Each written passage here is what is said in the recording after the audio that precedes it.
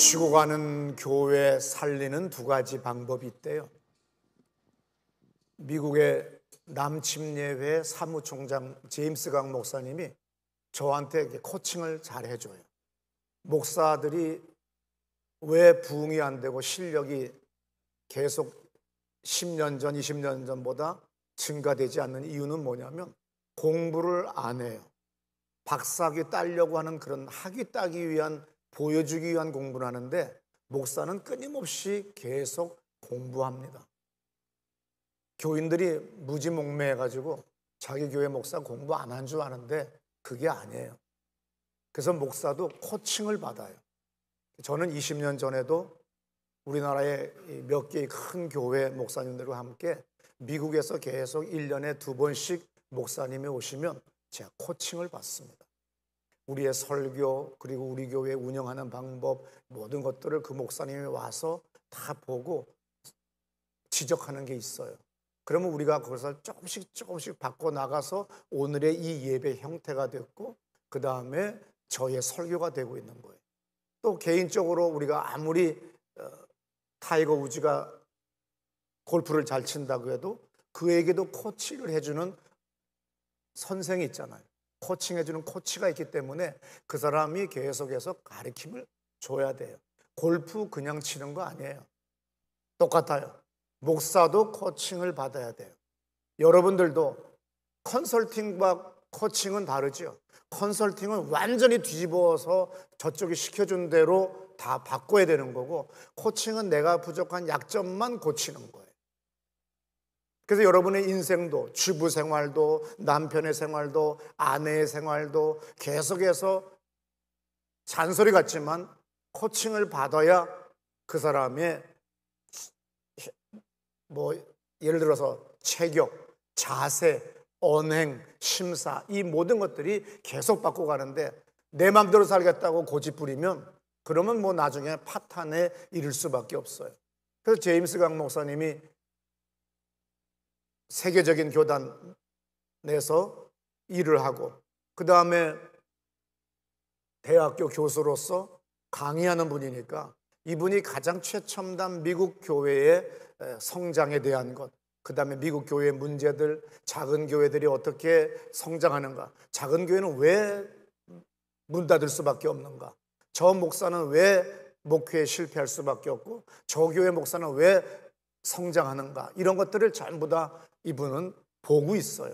그러니까 보고 있으니까 가장 최신 정보를 내가 어디 곳에 강의 나갈 때, 제가 세미나에 강사로 나갈 때 항상 제가 전화합니다. 목사님, 내가 이번에는 무슨 주제 가지고 하는데 좋은 자리 없어요? 그 다음에 최신 통계 없어요? 그러면 그걸 착착 보내줘요.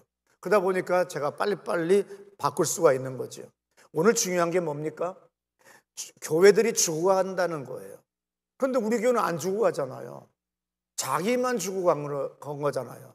근데 온 세상이 내가 망하면, 내가 병들면 온 세상이 다 병든 것 같아요. 내가 병들어서 어떤 특정 질병 가지고 종합병원 특정과 앞에 갔으면 다 그 병 걸린 사람만 있으니까 온 세상이 다 그거 같은데 또 아닌 건 아닌 거예요. 그래서 중요한 것이 뭐냐면 많은 교회들이 언젠가부터 변질이 돼버렸어요. 무엇을 얘기하느냐면 예배당에 주일날 와서 관객이 됐어요. 청중이 된 겁니다. 강의 들어오는 사람으로 뒤바뀌어 버렸어요. 이것이 미국의 대각성 운동 때부터 바뀌어지기 시작을 해가지고 한국에서도 교회가 막 80년대, 70년대 부흥할 때에 사람들이 막 몰려오니까 목사가 말씀 중심이라고 하는 미명하에 앉혀놓고 내교인 만들어버린 거예요. 이 교인을 성장시켜야 되는데 지식적으로는 성장이 됐는데 영혼 육이 전인적으로 성장하지 않았다는 겁니다. 교회 와서, 예배당 와서 듣고만 가는 거예요. 조금 더 성장한 사람은 봉사해요. 기껏 봉사해봐야 성가대 대원, 교회학교 교사, 식당에서 밥하는 거, 안내위원, 주차 안내위원, 이 이상은 없는 거예요. 좀 더 나은 사람은 목장의 목자, 소그룹의 리더는 됐어요. 근데 그 이상 없는 거지요. 이거를 바꿔나가지 않으면 안 된다는 거예요. 왜? 예수님이 마태복음 28장에서 뭐라고 해서 19절에 뭐라고 말씀하십니까? 들어보세요. 그러므로 너희는 가서 모든 민족을 제자로 삼아 아버지와 아들과 성령의 이름으로 세례를 베풀고. 여기 모든 민족을 제자 삼으라고 하는, 그래서 너는 뭐라고 해? 제자를 삼으니까 나는 뭐가 됐어요? 리더가 된 거잖아요. 영적 리더. 그래서 우리 교회는 주보에도 영적 리더를 위한 에스겔 강해 수요일 오전 11시에 공부가 있다고 분명히 가르쳐 줍니다. 거기서 함께 기도하고 또 안수하는 시간도 있고 성경 공부하는 시간도 있어요. 여기서 영적 리더는 달라야 되죠. 왜? 다른 사람을 가르칠 수 있는 수준이 돼야 되고 인도할 수 있는 수준이 돼야 되는 거예요. 근데 오늘날 많은 교회들이 그저 목사 중심으로 설교 중심으로만 나가다 보니까 결론은 계속해서 수동적으로 신앙생활하는 사람이 됐어요. 신앙생활이 능동적으로 돼가지고 내가 예수의 제자로가 돼야 되는 거죠. 그리고 내가 나가서 전도하고 내가 목장을 만들고 그래서 계속해서 영혼 구원하는 일이 대를 이어나가야 되는데 이게 사라져버린 거예요. 그래서 기껏 해봐야 이 교회 이제 같이 늙어 나가면 담임 목사 늙고 교인도 늙으면 이제 장로, 권사, 집사는 뭐예요? 예배당 지키는 수위에 불과한 거예요. 수위로 전락한 거라. 이건 실패한 목회입니다. 그래서 마태복음 28장 19절에 있는 말씀같이 모든 민족을 제자 삼아라. 저들에게 세례를 베풀어라. 그리고 내가 너희들의 분부한 모든 것을 가르쳐서 지키게 해라 그랬어요. 이것이 우리의 행동 강령이 돼야 돼요. 이것을 뭐라고 그래요? 지상명령이라고 그랬어요. 예수님이 많은 것들을 우리한테 가르쳐 줬습니다. 우리에게 많은 것들을 명령하셨어요. 그 중에 최고의 정점, 최고의 가르침이 뭐예요? 제자 삼어라 그랬어요. 그래서 우리는 영적 리더가 돼야 돼요. 그런데 절대로 마이동풍이에요. 한 귀로 듣고 한 귀로 흐릅니다. 그리고 그냥 수동적인 신앙생활해요. 근데 이 제자 삼는 방법, 내가 영적 리더가 되는 것 아주 쉬워요. 안드레가 우리에게 보여줬습니다. 안드레와 같이 귀가 밝고 눈이 밝은 사람이 돼야 된다고 하는 것을 제가 서명수 교수의 책에서 읽은 것을 기억나요. 이분이 뭐라고 하냐면 안드레라고 하는 사람은 뭐냐? 잘 들어요. 그리고 세상이 바뀌고 있다는 걸 알아요. 세례 요한의 제자였었어요. 세례 요한을 추앙하고 따라다니던 사람이었는데 어느 날 세례 요한이 예수님을 바라보면서 그 옆에 안드레 그리고 다른 제자들이 세례 요한을 함께하고 있었어요. 그때 세례 요한이 그럽니다. 세상 죄를 지고 가는 어린 양이다 그랬어요. 그때 안드레가 눈이 떠지는 거예요. 귀가 번쩍하는 거예요. 나의 스승이 바로 저분이 바로 구세주 메시아, 온 인류의 죄를 짊어지고 돌아가실 분. 그렇게 우리 구약에서 우리의 선조들이 그렇게 기다렸던 저 메시아가 저분이라고 하는 것을 그때 딱 듣는 거예요. 눈이 밝아지는 거예요. 그래서 그대로 예수를 쫓기 시작합니다. 그리고 예수님과 만나 대화한 결과 이분이 구세주라는 것을 분명히 경험을 해요. 경험을 하는 순간 자기 집에 달려가서 자기 형 베드로를 즉시 예수님에게 데리고 와요. 그러니까 예수의 첫 번째 제자는 누구죠? 안드레예요. 그는 나중에 수제자는 누구예요? 베드로. 자기가 전도해온 베드로가 자기 형이 예수의 수제자가 된 것을 압니다. 그래서 미국의 많은 사람이나 유럽의 많은 사람들은 영어권에 있는 사람들은 자기의 아들을 낳으면 뭐라고 그래요? 이름을 안드레라고 줘줘요. 안드레가 뭡니까? 안드레가 헬라어로 안드레아스예요. 근데 이 말이 남성다운, 정복자, 남자다운, 그리고 교회 신앙생활이 신실하니까 미국의 많은 사람들이 아들이 태어나면 이 사람의 이름으로 안드레 이렇게 붙여요. 미국 이름은 뭐예요? 앤드류. 앤드류가 전부 다. 그래서 영국의 왕자 이름도 앤드류예요. 근데 이 앤드류, 안드레는 마태복음, 마가복음, 누가복음보다 요한복음에서 더 자세하게 앤드류에 대한 기사가 많이 있어요.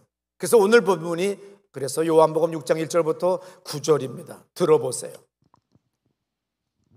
그 후에 예수께서 디베레아의 갈릴리 바다 건너편으로 가시매 큰 무리가 따르니 이는 병자들에게 행하시는 표적을 보았습니다. 네, 마태복음 4장에서 보면은 예수님에게 수많은 사람들이, 허다한 사람들이 예수님에게 몰려와요. 왜? 기적과 이적, 표적이 나타나니까. 그렇지만 이 교회의 목표는 사람들에게 표적과 이적을 보여주기 위한 것이 목표가 아니에요. 그걸 통하여 하나님의 예수 그리스도가 우리에게 길을 열어주신 영생의 길을 가게 만들어주는 게 목적이에요. 그래서 표적과 이적을 쫓아다니는 사람은 나중에 신앙에 실패할 수 있어요.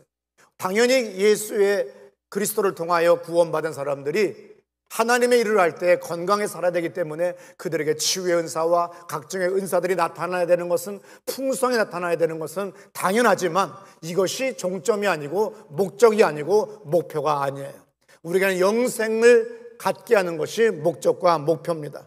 어떻든 간에 많은 사람들이 예수를 쫓아오는 것은 표적과 이적을 받기 때문에 쫓아와요. 그런데 얼마나 많은 사람이 왔는지 5,000명 가까운, 남자만 5,000명 가까운 사람이 모였대요.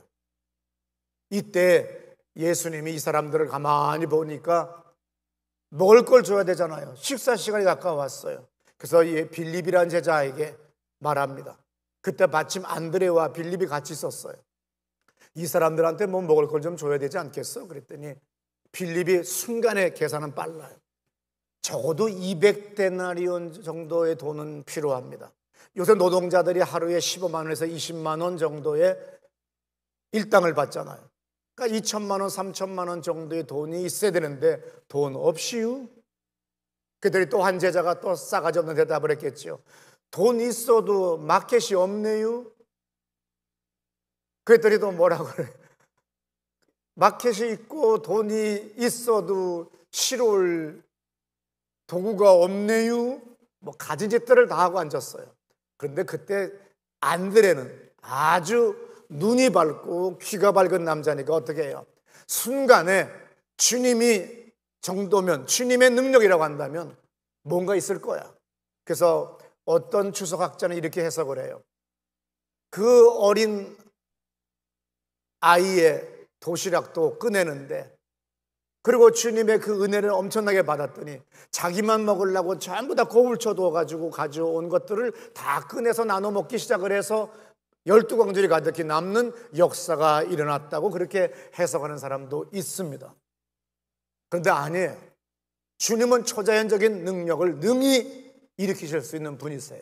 그래서 안드레는 그걸 믿었기 때문에 그 5,000명의 남자들이 있는 가운데, 그의 가족과 자식들이 있는 가운데 해집고 다니다가 안드레가 발견한 아이가 있는데, 그 아이 이름이 요한복음에는 기록되어 있지 않지만 구전에 의하면 아부드라고 하는 소년의 도시락을 발견하게 돼요. 그 아이가 그 도시락을 가지고 있을 때 우리 주님께 이것을 가지고 와서 주님이 기도를 하게 되면 많은 사람이 먹는 역사가 일어날 거야. 아마 그렇게 얘기했겠죠. 그랬더니 그 아이가 서슴없이 안드레를 쫓아와서 여기 있습니다. 그러면서 뭐라 그래요? 주님이 비록 이것은 작은 거지만 여기 있습니다. 이랬더니 예수님이 축사했더니 놀랍게 오병이어이적이 나누는 순간에 다시 한 마리가 되고, 빵을 나누는 순간에 다시 2배가 되는 역사가 계속 거듭 일어나는 거죠. 근데 중요한 게 뭐예요? 11절에 보게 되면 이런 말씀이 있죠. 사람들이 원하는 대로 원대로 주셨다고 되어 있어요. 이게 중요해요. 우리 그냥 적당히 여기만 때웁시다. 우리 그냥 너무 그냥 당 떨어지잖아. 그러니까 조금씩만 먹읍시다. 요거밖에 없으니까가 아니라 요한복음 6장 11절에 뭐라고 써 있어요? 원대로 주라고 그랬어요. 원대로. 이게 놀라운 거예요. 여러분이 원하는 만큼을 있어야 되는 거예요. 근데 그것이 없이 무조건 달라고 하는 거예요. 얼만큼 달라고? 얼만큼? 그랬을 때 아시겠어요? 원대로 줘라 그랬어요. 구체적으로 달라고 그러세요. 주님, 저 어디가 아파요. 나 여기가 쑤셔요. 이 사소한 거라도 그렇게 기도를 해야 돼요. 근데 사람들이 그렇게 안 하잖아요. 이걸 주님이 뭐라고 그랬어요? 6장 11절 다시 한번 다 같이 읽어요. 시작. 예수께서 떡을 가져 축사하신 후에 앉아있는 자들에게 나누어 주시고 물고기도 그렇게 그들의 원대로 네, 그들의 원대로 주셨다는 거예요. 그래서 오늘 가장 중요한 것이 뭐냐면 거창한 것을 노리고 사는 사람 어려워요. 인생이 사업이 어려워요. 한탕 하겠다고 하는 거죠. 그게 아니라 오늘 최선을 다하여 사는 거예요. 오늘의 기도, 오늘의 작은 헌금이지 내가 이 다음에 돈 많이 벌면 헌금이 이만큼 하겠습니다 하고서는 오늘 100원도 헌금 안 하는 것이 아니라 오늘 그냥 가진 게 100원밖에 없어요. 남들 보기에는 부끄러워요. 그래서 그냥 드릴 수 없어서 봉투에 넣으세요. 그랬더니 옛날 어느 부흥 강사가 그럽시다. 봉투값 원가가 아깝다 그러는. 나중에 그 목사님 돌아가실 때 좀 어렵게 돌아가셨어요. 여러분 100원이 없을 때도 있고요. 500원 없을 때도 있어요. 이거 자동차 타고 가야 되는데 휘발유 넣을 돈이 없어요. 이거 5,000원도 안 없으면은요. 그래도 10,000원어치 넣어야 뭐가 찔끔하고 들어가지. 어려울 때 정말 어려운 거예요. 그래서 주님은 작지만 미미하지만 미약하지만 그 작은 행동에 역사하시는 거예요. 큰 거 넣기 때문에 큰 거 나오지 않고 작은 거예요. 그 작은 헌금, 작은 수준의 봉사, 보잘것없는 것 같지만 남들이 다 조롱하는 것 같지만 그 작은 것에 충실해 보세요. 그러면 하나님이 역사하세요.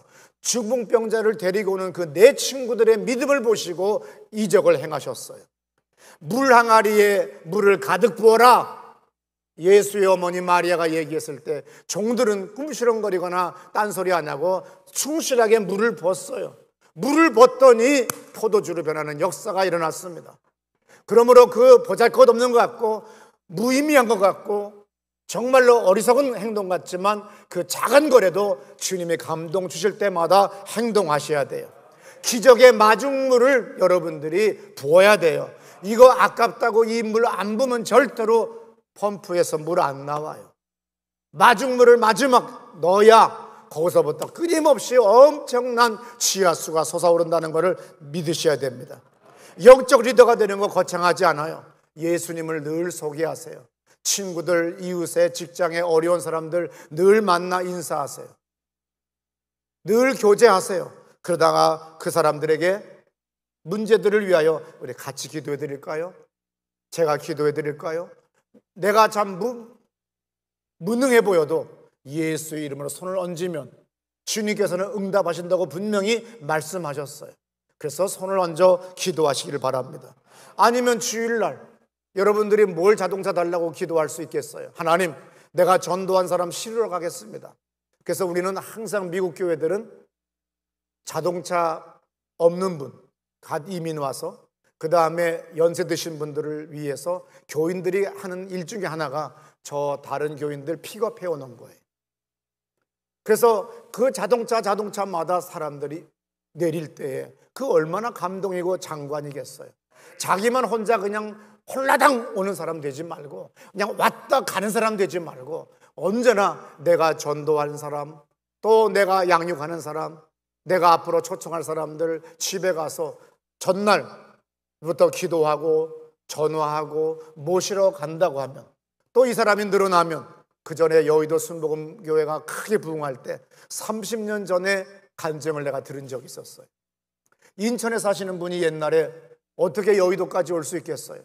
근데 어느 날 전도합니다. 이 전도가 점점 늘어나요. 그래서 자가용 주세요 했더니 자가용이 생겼어요.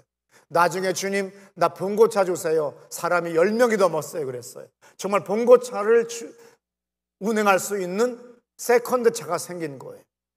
더 늘어나니까 어떻게 했어요? 이분이 기도했어요. 전세 버스 내가 얻어서 대절해서 매주 교회 갈 수 있도록 내가 전도할 수 있게 해주세요. 정말 그 역사가 계속 늘어나가지고 전세 버스로 오는 역사가 일어난 겁니다. 이게 바로 축복의 비결이에요. 그 작은 것들을 최선을 다하려고 했더니 이 자가용이 생기고, 자가용이 봉고차, 세컨드차가 생기고, 전세 버스를 돌릴 정도로 개인이, 부역장이 그런 역사를 일으켰다는 거예요. 그래서 여러분들도 혼자서만 교회 오는 사람 되지 말고 적어도 주중에 전화하고 전화로 기도하고 전화로 또 같이 함께 가자고 하고 그 집에 가서 모시러 갈 정도로의 그러한 픽업해 올 수 있는 그러한 여러분 되시기를 축원합니다. 기도 없는 헌신과 봉사는 언젠가는 무너져요. 근데 기도를 통한 경험을 그냥 할 수 있겠어요? 안드레가 경험을 했기 때문에, 봤기 때문에, 들었기 때문에 예수의 첫 번째 제자가 되는 겁니다. 여러분의 원대로가 얼마만큼이에요? 여러분들이 주님 앞에 구체적으로 기도를 하세요. 하나님 아버지, 내 시집간 내 친정 동생이 집이 없어서 지하 단칸방에 삽니다. 집 한 채 사주겠습니다. 누구 뭐 해주겠습니다. 이런 사람이 있어요, 제 주변에. 그 친척 형제들한테 다 집 한 번씩을 사준 거야. 그러니까 그 사람의 인생은 언제나 오병이어의 역사가, 하늘에서 고기가 가득히 내려오는 역사가 있는 겁니다. 오늘 벌써요, 예수님이 죽음을 향하여 십자가에 못 박혀 죽으시기 위하여 예루살렘을 향하여 두벅두벅 걸어가신다는 것이 이 요한복음의 논술이에요. 계속해서 이 기사는 뭐예요? 6월절이 3번 나와요. 마리아가 3사람 나와요. 아주 구조적으로 완벽하게 이 요한복음이 기록되어 있는데, 여기는 예수님이 어떠한 저항과 대적을 만나고 어려움을 만나도 죽음을 두려워하지 않고 두벅두벅 예루살렘을 향하여서 걸어가고 계십니다. 이 담대함, 이 놀라운 이 믿음은 어디서 나왔느냐? 경험이라는 거예요. 경험은 뭐예요? 봐야 되고 들어야 되고 내가 온몸으로 느낄 수 있어야 돼요. 그것이 있는 사람들은 전부 다가 순교할 수 있는 믿음이 생기는 겁니다. 그냥 멀쩡한데 주님이 마약같이 모여가지고 뿅 갔을 때 죽게 만들고 순교하는 게 아니에요. 두려움이 있어요. 분명히 우리는 인식할 수 있는 것이 있어요. 그렇지만 더 큰 영생, 더 큰 주님의 영광을 받기 때문에 죽음을 향하여 걸어갈 수 있는 겁니다. 그게 뭐냐? 마태복음 3장 16절부터의 말씀 들어보세요. 예수께서 세례를 받으시고 곧 물에서 올라오실새 하늘이 열리고 하나님의 성령이 비둘기같이 내려 자기 위에 임하심을 보시더니 하늘로부터 소리가 있어 말씀하시되 이는 내 사랑하는 아들이요 내 기뻐하는. 왜 예수가 세례를 받아야 되는가? 그거에 대해서는 제가 많이 설교를 했기 때문에 오늘은 그건 지나가고, 세례를 받으시고 물에서 올라오실새 하늘이 열리고 하나님의 성령이 비둘기같이 내려 자기 위에 임함을 보더니 봤어요. 그 다음에 하늘로부터 17절에 소리가 있어요. 근데 그 소리가 뭐예요? 내 사랑하는 아들이요 내 기뻐하는 자라다. 이 2절밖에 안 되지만, 2개의 구절이지만 여기서는 예수님은 봤고 들었고 온몸으로 느꼈어요. 하늘이 열리고, 내가 황교호 교수의 책에서 봤는데 열리고 스키존 메노스라고 돼 있어요. 원동사가 스키조예요. 찢어지다, 분열하다 그래요. 정말로 엄청나게 하늘이 그냥 찢어지고 분열되듯이 팍 열리는데 정신분열증이 스키조프레니오, 바로 이 단어에서 파생된 거예요. 압도적이고 황홀하고 강력한 체험이 십자가의 길을 걸을 수 있는 믿음을 갖게 한 거예요. 여러분이 이 세상에 그렇게 많은 질병이 나를 덮쳐도 내가 주일날 원망하지 아니하고 하나님을 원망하지 아니하고 예배당에 와 그분을 찬양하고 찬송하는 것은 내가 경험한 것이 있기 때문에 오는 거예요. 내가 그렇게 수억 원의 헌금을 주 앞에 드릴 수 있는 것은 내가 경험한 주님의 감동이 있기 때문에 할 수 있는 것이지, 맨정신 가지고는 못하는 겁니다. 이성 가지고는 내 통장에 잔고가 숫자가 늘어난 것이 나를 더 만족시키지만, 어떤 사람은 수억 원의 헌금을, 자기는 늘 어렵게 살면서도 그것을 할 수 있는 그것은 뭐예요? 그 하나님의 역사가 하늘이 찢어지는 것, 스키조. 원래는 스키조 메누스라고 되어 있는데 원동사가 스키조이기 때문에 찢어지다, 분열하다라는 거예요. 하늘이 찢어지는 거예요. 그냥. 지금까지 본 적이 없는 파란색의 하늘이 아니라, 푸른색의 하늘이 아니라 어마어마한 주의 영광이 나타나는 거예요. 너무나도 황홀한 거예요. 그래서 정신분열증 환자가 그냥 막 옷 벗고 돌아다니는 것이, 그렇다고 뭐 예수가 정신분열증 됐다는 거 아니에요. 또 갖다 이상하다 붙이지 마세요. 그래서 스키조프레니아라고 하는 단어가 정신분열증의 영어 이름이에요. 마가복음 15장 38절에서도 이런 말씀 있죠. 이에 성소 휘장이 위로부터 아래까지 찢어져 둘이 되니라. 네, 예수님 십자가에 못 박혀 돌아가실 때 성전의 휘장이 이때도 스키조라고 하는 이 단어에서 파생된 단어입니다. 이 같은 체험이 있었기 때문에 황규호 교수의 책에서 사람들은 그래서 믿음으로 죽음으로 걸어갈 수 있다는 거예요. 예수의 기도 결과는 어느 인생도 경험할 수 없었던 강력한 경험이었기 때문에 그분은 인류를 위하여 담대하게 고통을 이기며 참으며 십자가에 못 박혀 죽임을 당할 수 있었던 거예요. 며칠 전에 우리 교회가 2년 전에 아프가니스탄 선교사를 파송했던 유효한 목사가 전화가 왔어요. 자기 청주에 와가지고 한 명의 교인밖에 없었는데 한 명의 교인이 어느 날 아는 사람인데 내가 시험 들어서 청주에서 갈 교회가 없어요 그러더래요.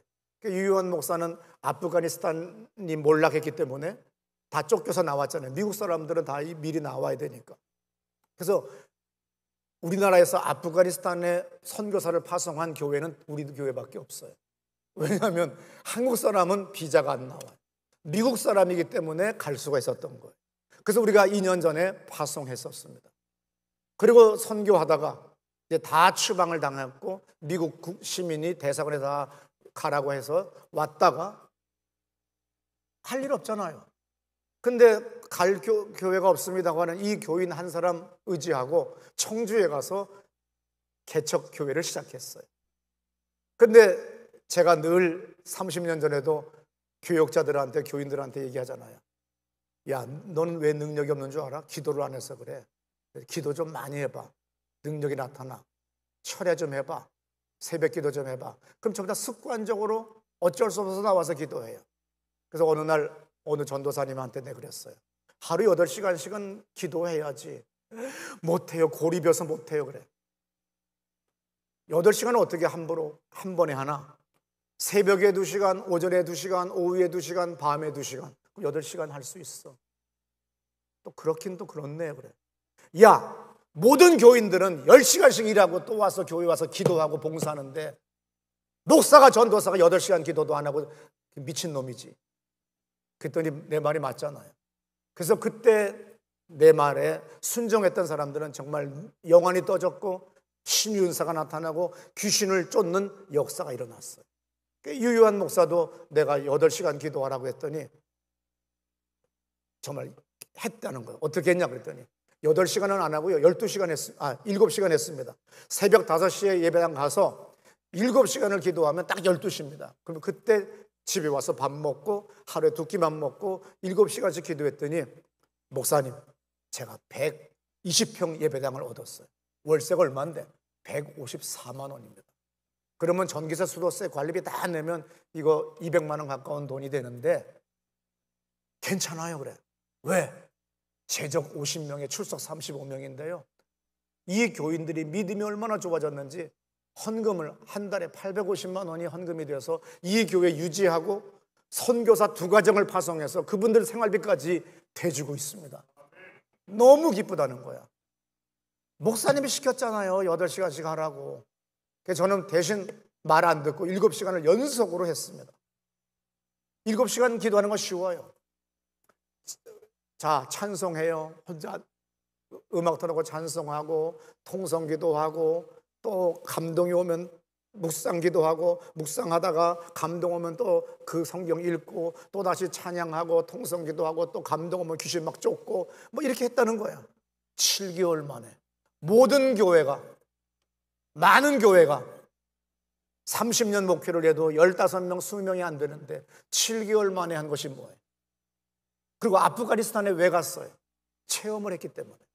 나는 어차피 죽을 거 아닙니까? 내 나이 60인데 어차피 죽을 거, 순교당해서 죽으면 요한계시록에 보니까 목배임을 당하여 죽은 자는 멸류관이 있다고 했기 때문에 이렇게 죽나 저렇게 죽나 죽을 때는 빨리 죽는 게 더 좋으니까 나는 갑니다 하고 간 거예요. 왜? 하나님을 경험한 체험이 크기 때문에.